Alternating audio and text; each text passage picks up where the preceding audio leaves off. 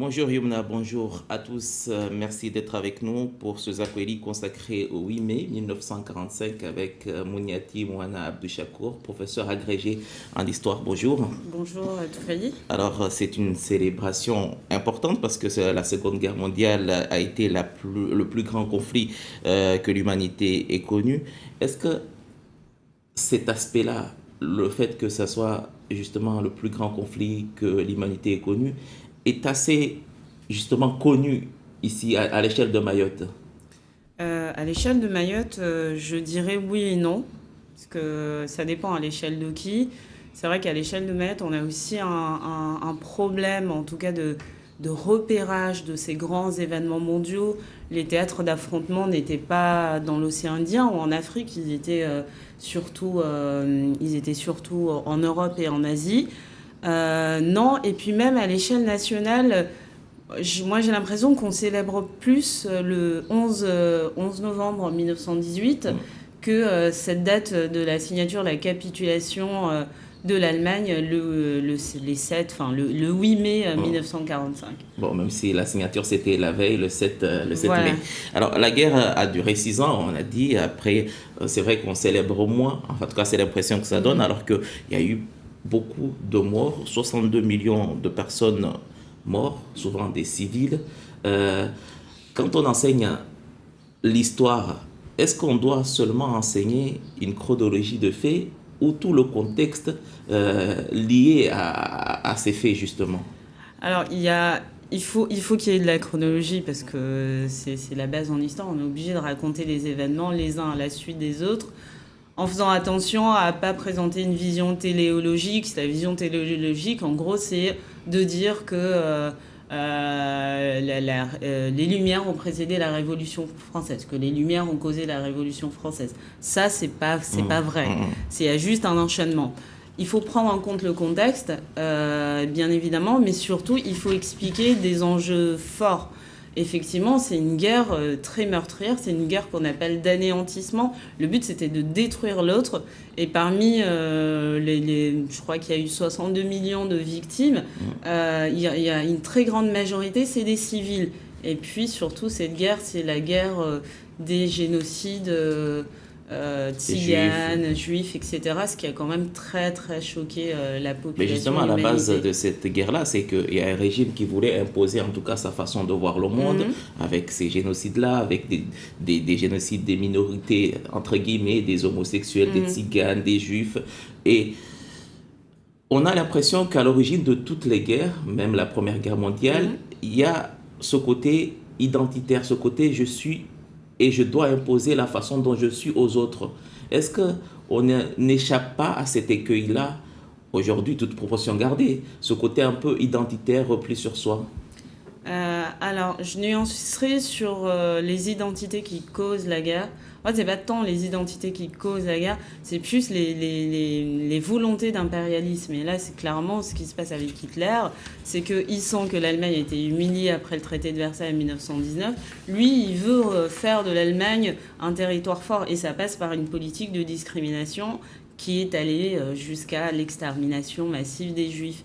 Et l'autre partie de la question, je ne l'ai pas bien saisie. Est-ce qu'on n'a pas tendance à se... Par exemple, sur un territoire, dire que mes frontières sont, voilà, j'ai mes frontières, il faut pas y toucher, je suis comme ça, il faut que j'impose, en gros, mon modèle de vie doit être universel. Est-ce que aujourd'hui, 21e siècle, on Oui, n'a pas le retour de ces, justement, de ce de ces côté un peu questions. égocentrique des pays ou des gens, hein, des personnes? Tout à fait. Hmm.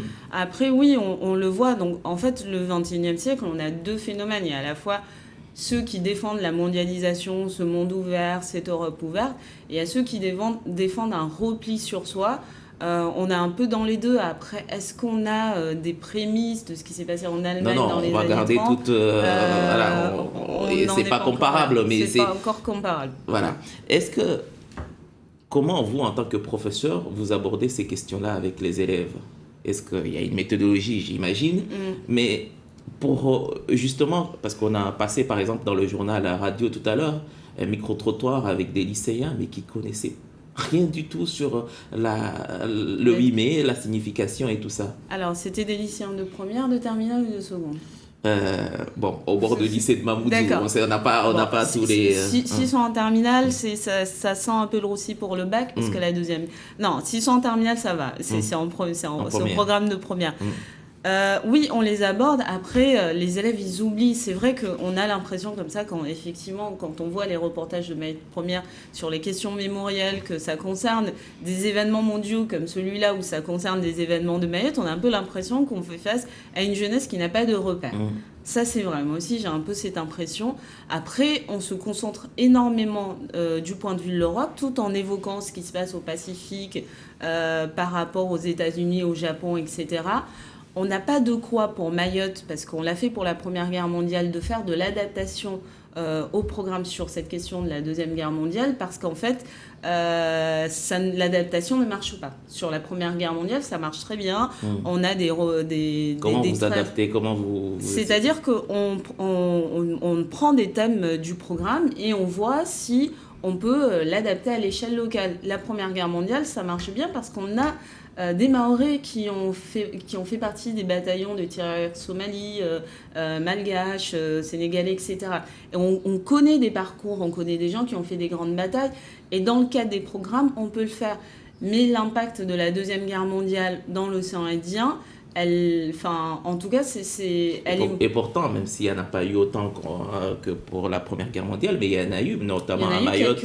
Il y a Souplit on avait fait un reportage à l'époque, il est mort en 2002, mais qui racontait justement que juste avant la guerre, il y a des gens qui sont venus enrôler, en gros, des Mahorais. Il n'y en avait pas beaucoup à Mayotte, mais en tout cas dans la région, pour participer à la guerre, et lui, il a participé à cette guerre-là, comme beaucoup d'autres. Il y en a 3 ou 4 qui sont morts pendant cette guerre-là. Donc, il y a comment dirais-je, en fait, il y a moins de participation. Ouais. Par exemple, il y a eu, pendant la Première Guerre mondiale, il y a eu 1400 et quelques participants de l'archipel des Comores, et il y en avait une 150aine de Mayotte.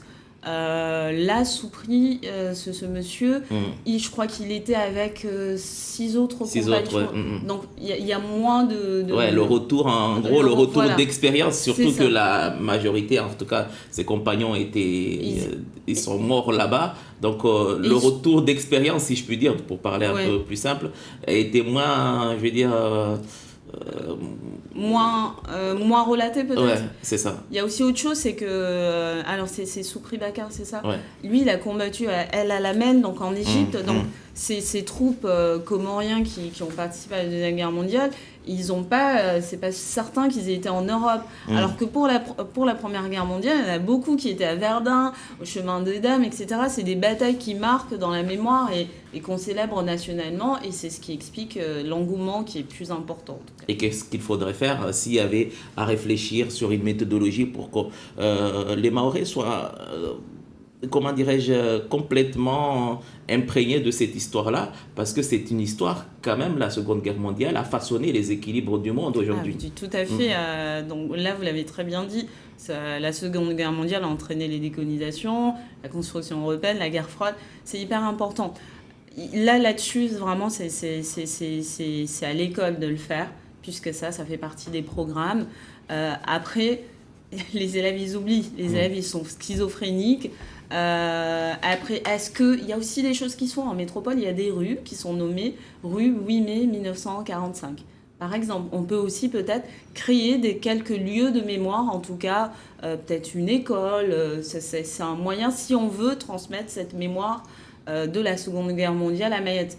Mais comme je dis, autant il y a eu beaucoup d'impact de participation des Mahorais dans la Première Guerre mondiale, la Deuxième Guerre mondiale, c'est vrai, c'est un événement très important, c'est un événement planétaire, etc. Mais on sent cet impact qui est moindre par rapport à Mayotte, tout en sachant que, par exemple, en 1942, il y a eu quand même des invasions britanniques juste à côté, à Diego Suarez. Voilà, c'est peut-être... Est-ce qu'il ne faudrait pas mieux, justement, donner des noms de tirailleurs mahorais de la Première Guerre mondiale, plutôt, je sais pas, c'est des choix politiques à faire. Nous, en tant qu'historiens, professeurs d'histoire, on ne peut que conseiller.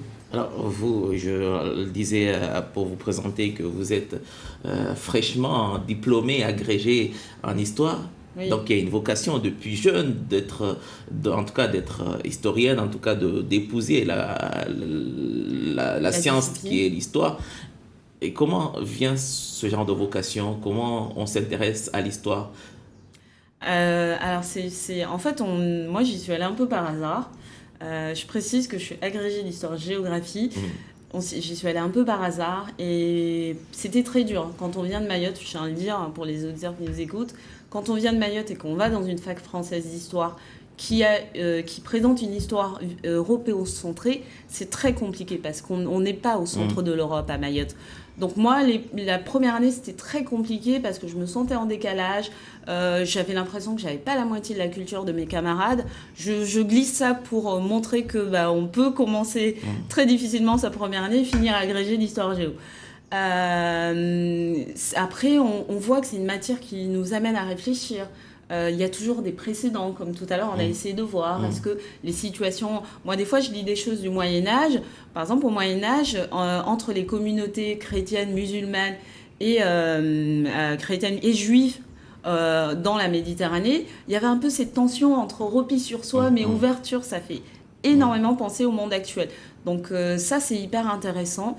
Je rappelle, est-ce que je peux préciser quand même? Oui. Là, on parle beaucoup de la Deuxième Guerre mondiale, et le 8 mai 1945, c'est aussi la commémoration des massacres à Sétif en Algérie, puisque à l'époque, les groupes indépendantistes d'Algérie ont profité des célébrations du 8 mai pour revendiquer l'indépendance de l'Algérie.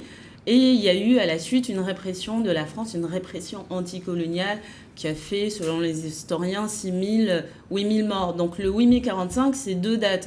C'est cette victoire, la capitulation qui met fin à la Deuxième Guerre mondiale en Europe, mais c'est aussi le maintien de l'ordre colonial en Algérie avec cette répression. Enfin, c'était important pour moi de le dire. Non, mais je repose ma question autrement. Ouais. Vous avez parlé de ces dernières années qui vous ont mené à l'agrégation, mais quand on est lycéen, par exemple, comment on se dit, bon, je vais m'intéresser plus à la matière histoire que les autres matières? Et à quel moment le déclic Ça se passe pas comme ça quand on est lycéen. Moi, quand j'étais lycéen, je détestais l'histoire. Et quand je suis devenue professeure d'histoire, je me suis rappelé l'élève que j'étais qui n'aimait pas ces cours d'histoire. Et je me suis dit, essaye, souviens-toi de cette personne, essaye un peu de susciter plus d'intérêt. Moi, vraiment, l'histoire, dans mon parcours personnel, j'y suis allée parce que après le bac, je voulais faire du journalisme. Donc, on m'a dit, va en histoire. C'est un journaliste qui m'a conseillé ça, va en histoire, t'auras ta licence, les historiens, les journalistes ont la même méthode. J'y suis allée, la première année c'était très dur, la deuxième année je suis tombée amoureuse de l'histoire. En fait, c'est pas une sorte de vocation. c'est dommage pour le journalisme? Oui, mais c'est aussi très bien pour l'histoire, voilà. Donc c'est pas tant une histoire de vocation, c'est on y va, on s'accroche, et puis à un moment, en fait, moi je me suis rendu compte que quand on a commencé à avoir des cours sur l'histoire des représentations, des mentalités au Moyen-Âge, c'est-à-dire on apprenait comment les hommes au Moyen-Âge pensaient. Et c'était assez drôle. Quand on a commencé à avoir des cours sur l'histoire des femmes, etc. Là, en fait, aussi, l'histoire, c'est pas que de l'histoire politique. Et même cette histoire politique, tous les pans de l'histoire, en fait, nous amènent à comprendre tous les éléments de la société. Et pour moi, en tout cas, ça a été la révélation du côté un peu noble de la discipline historique. D'accord, parce que je posais la question par rapport aux jeunes qu'on a entendus dans le journal tout à l'heure, que malgré tout, tout n'est pas perdu. Non, tout n'est pas perdu. Il y a toujours moyen de se rattraper parce qu'à l'époque, quand par exemple au lycée, peut-être même l'élève le plus, en gros, cancre arrivait à s'en sortir en histoire parce qu'il avait peut-être une bonne mémoire, il arrivait à retenir les dates.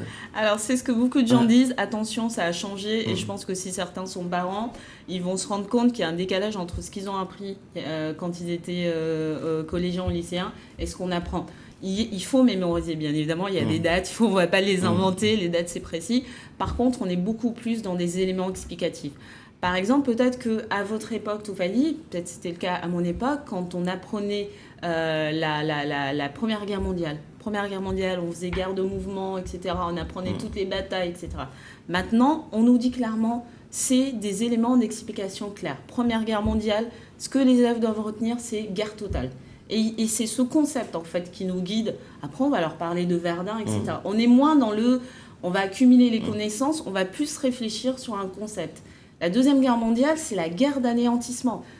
Et ça, moi, par exemple, je commence toujours par faire réfléchir aux élèves sur cette question d'anéantir. Qu'est-ce que je veux faire si je veux anéantir, etc., etc.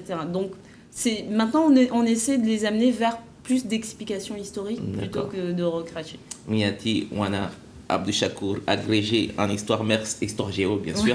Merci d'être venu sur ce plateau pour nous expliquer en gros les subtilités de l'histoire et du 8 mai 1945 qui sera célébré. En tout cas, le 74e anniversaire sera célébré tout à l'heure à 8h à la mairie de Dzaoudzi.